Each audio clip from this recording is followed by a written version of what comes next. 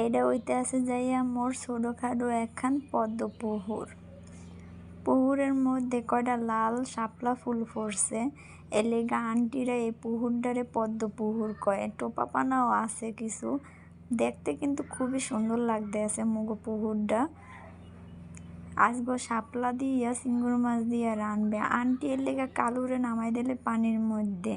মুই কইলাম কালু তুই ডরাইস না, মুই তোর লগে আইতে আসি। কালু কইতাছে আন্টি তোমার নামা লাগবে না, আমি তোমার লইগা শাপলা উড়াই লই আইতাছি, তোমার কত শাপলা দরকার।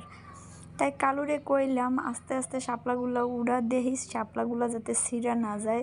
তুই ব্যথা পাস পা, এতে কোনো সমস্যা নাই, কিন্তু মোর শাপলাগুলো যাতে অক্ষত থাকে, এটার গায়ে যাতে একটা আঁচড়ও না লাগে। তাই কালু একটু মিষ্টি আইসা কইলে আন্টি ঠিক আছে, তোমার শাপলার গায়ে কোনো আঁচড় লাগবে না, মুই তোমার লেগা শাপলাগুলো লই আইতে আসি।